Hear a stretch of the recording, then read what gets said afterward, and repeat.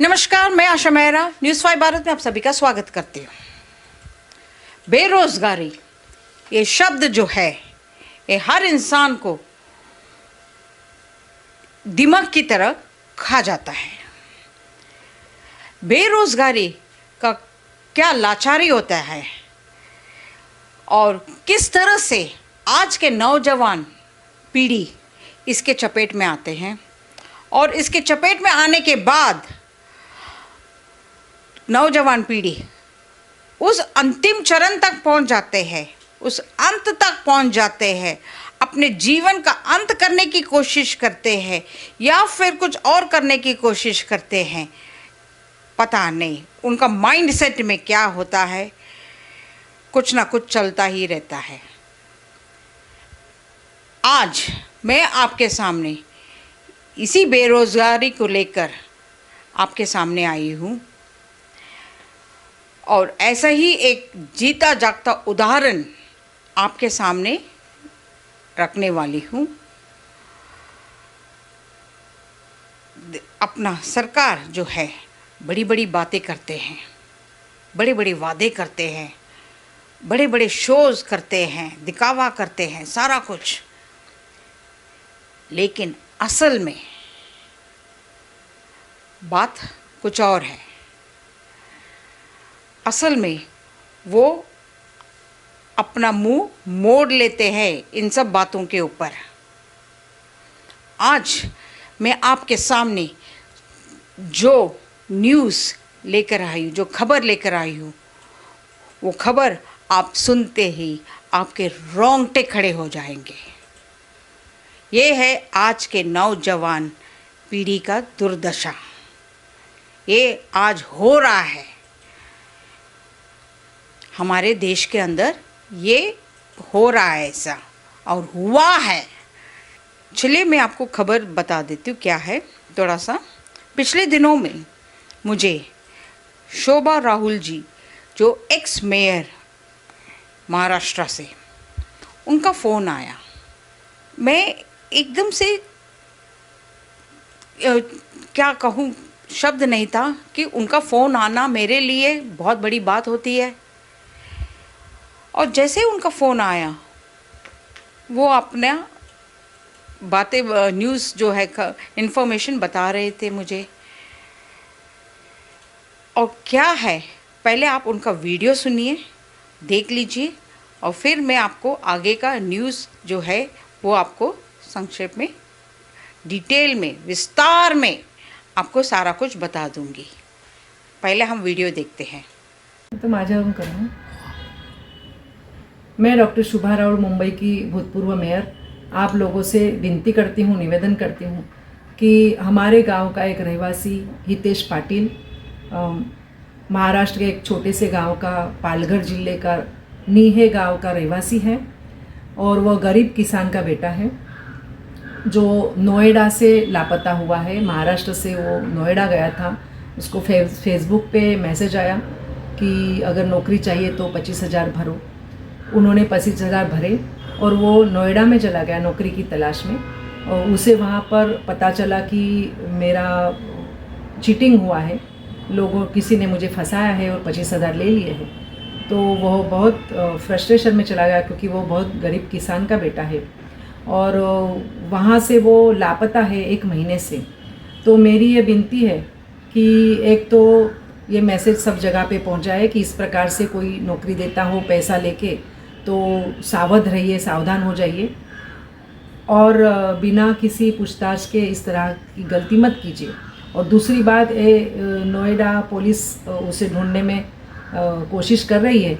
आप लोग भी नोएडा पुलिस को, अगर इस प्रकार से लड़का अगर आपको दिखा तो नोएडा पुलिस को बताइए और ढूंढने में मदद कीजिएगा क्योंकि उसकी फैमिली की हालत बहुत ख़राब है। आपको फिर से एक बार विनती है कि उसे ढूंढने में मदद कीजिएगा। धन्यवाद। माझा मुलगा दिल्लीला नोकरीसाठी गेला पण तो हरवला। त्यांना माझ्या कुटुंबाने सगळ्यांनी शोधून बघितला पण सापडला नाही। तर तुम्ही, माझी विनंती आहे तुम्हाला, माझा मुलगा गेलाय तसा परत शोधून द्या। अब ये जो न्यूज़ है,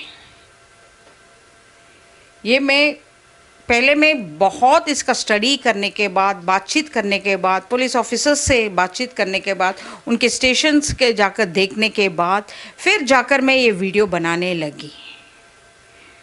क्योंकि सबसे पहला हम होमवर्क तो करना पड़ता है ना एग्ज़ाम देने से पहले। तो मैंने पहला पूरा छानबीन किया है। अभी भी मेरा एसएचओ साहब से, मिस्टर विनोद कुमार से बात हुई है, और क्या बात हुई वो मैं अंत में बता दूंगी। अब मैं बताती हूँ क्या न्यूज़ है। महाराष्ट्र में पालघर तालुका है, वहाँ पर एक 31 इयर्स ओल्ड लड़का हितेश राजाराम पाटिल, जो किसान का बेटा है। अब देखो पालघर सब ना किसान एरिया है, गांव, खेड़े गांव है, एरिया है। तो वहाँ पर ज़्यादा से ज़्यादा किसान लोग हैं जो एकदम अपने आप पे मतलब रखते हैं, मतलब हैंड टू माउथ काम करते हैं ऐसे।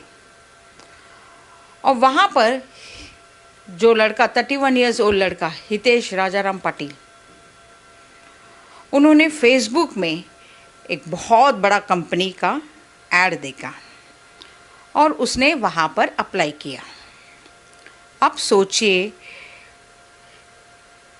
इतना बड़ा कंपनी ने फेसबुक के ऊपर ऐड छोड़ना और उसने अप्लाई किया। अप्लाई करने के बाद उन्होंने कहा 25,000 डिपॉजिट करना है।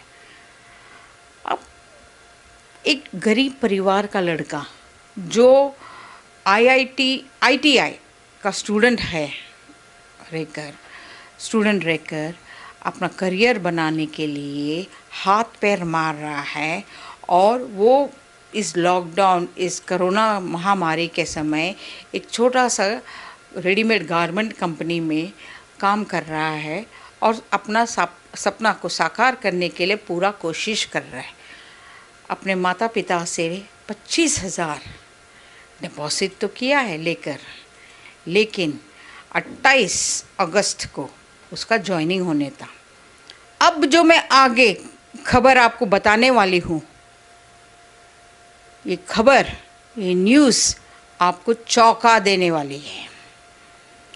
अब आप सोचेंगे, पालघर महाराष्ट्र में जो एक बड़ा कंपनी में अप्लाई किया है, कासना, ग्रेटर नोएडा, वो कंपनी ग्रेटर नोएडा कासना, छोटा सा गांव है, उस गांव के अंदर वो बड़ा सा कंपनी है। मैं उस कंपनी का नाम नहीं लेना चाहूँगी और बताना भी नहीं चाहूँगी, क्योंकि जब तक एकदम क्लीन चिट नहीं मिलता है तब तक हम उनका नाम नहीं लेंगे। हालांकि कंपनी ने अपना पल्ला तो झाड़ दिया है, लेकिन पूछताछ जारी है। जो लड़का हितेश राजाराम पाटिल 31 इयर्स ओल्ड जो अप्लाई किया है, वो 8 तारीख को पालघर छोड़कर नोएडा आया। नोएडा अपने किसी फ्रेंड के साथ रेंट में रहने लग गया, क्योंकि 28 को ज्वाइनिंग है। तो बोले हम उस दिन तक वहाँ पर रहेंगे, आगे देखेंगे क्या करना है।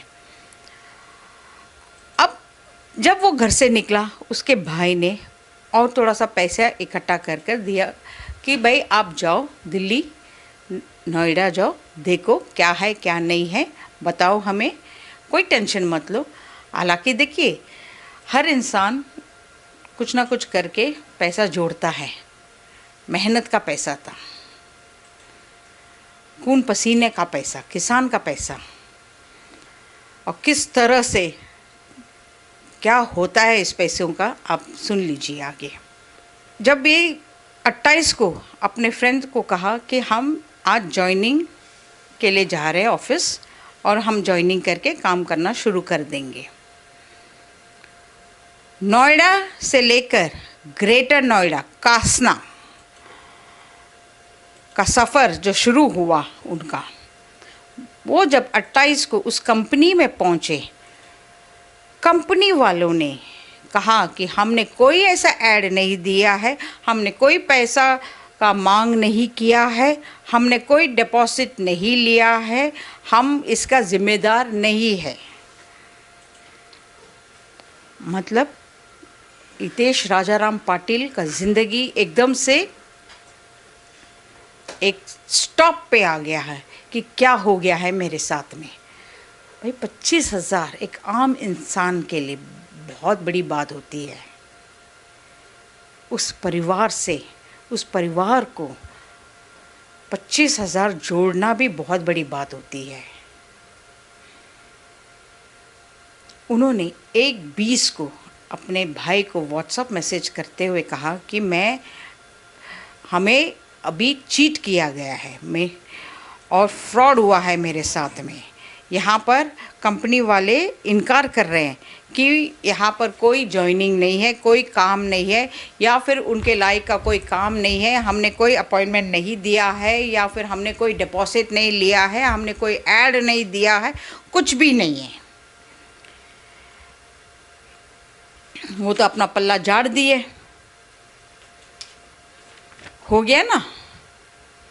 वहीं पर आके खड़े हो गए हितेश राजाराम पाटिल, उस बेरोजगारी के चपेट में आकर। आज के दौर पे ऐसे फ्रॉड केसेस बहुत हो रहे हैं, और 1/20 को जब उसने अपने भाई को मैसेज किया है, अपने माँ बाप का ख्याल रखना, अपने आप का ख्याल रखना, हमारे साथ फ्रॉड हुआ है और मैं अपने आप को ख़त्म कर रहा हूँ, और उसके बाद उसका फ़ोन स्विच ऑफ और कोई अता पता नहीं है। उसके बाद परिवार चिंतित पहुँचे नोएडा, और नोएडा पुलिस स्टेशन में कंप्लेंट भी दर्ज किया। आप देख सकते हो साइड में मेरा हितेश राजाराम पाटिल का फ़ोटो मैं डिस्प्ले कर रही हूँ, आप देख सकते हो। एक नौजवान गुमशुदा हो गया है, लापता है, मिसिंग। क्या हुआ है उसके साथ में? वो जिंदा है? क्या हुआ है? अगर जिंदा है तो आप प्लीज़ अपने परिवार को कांटेक्ट कीजिए, और अगर किसी ने भी उसे देखा है तो आप मुझे ज़रूर खबर कीजिए। डिस्क्रिप्शन बॉक्स में मेरा मेल आईडी है, उसमें आप ज़रूर मेल कीजिए या कॉल कीजिए, क्योंकि परिवार वाले लोग बहुत चिंतित है इसको लेकर। इस मुद्दे को आज यूपी के अंदर हो रहा है। अब आई है भारी सीएम साहब की, उनको भी लेटर भेजा गया है, और किसने भेजा है वो मैं आपको अभी नाम पढ़कर सुना देती हूँ। कौन है वो और कहाँ से है वो भी मैं बता देती हूँ। गंगाराम दत्तात्रेय गरत, जो अध्यक्ष है सूर्यवंशी क्षत्रिय ज्ञाति हित वर्धक मंडल पालघर का, उन्होंने योगी जी जो हमारे चीफ मिनिस्टर है उनको लेटर भेजा है, उनको मेल किया हुआ है, और जो हमारे देश का देश का गृह मंत्री अमित शाह जी को भी लेटर भेजा है, और उनसे निवेदन किया है कि प्लीज़ इस मामले में आप उनका सहयोग कीजिए, ताकि उनको अपना औलाद जो भी है, हितेश राजाराम पाटिल 31 इयर्स ओल्ड, जो ITI स्टूडेंट है, इतना क्वालिफाइड होने के बावजूद भी आज के ज़माने में बेरोज़गार होना, आप ही जानते हो, इसका जवाब आप ही खुद बता सकते हैं। तो वो आइए, उन्होंने मैसेज भेजा है उनके लिए, और गंगाराम दत्तात्रेय गरत लगातार फॉलोअप भी कर रहे हैं, हम भी फॉलो अप कर रहे हैं। आज भी मुझे उनका किसी रिश्तेदार से कॉल आया है, क्या हुआ क्या नहीं हुआ है।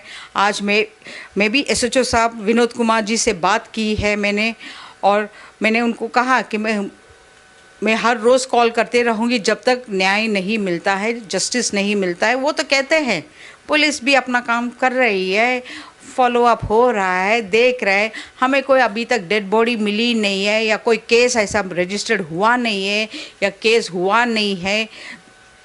जो नॉर्मल टॉक है ना, वही बता रहे हैं। असल मुद्दा क्या है कोई नहीं जानता है। और अगर किसी को भी हितेश राजाराम पाटिल के बारे में जानकारी हो तो प्लीज़ नीचे डिस्क्रिप्शन बॉक्स में मेरा मेल आईडी है, प्लीज़ मुझे मेल कीजिए या मुझे कॉल कीजिए और मुझे ज़रूर बताइए। और जाते जाते मैं सबसे एक ही बात कहना चाहूँगी, नौजवान पीढ़ी को स्पेशली,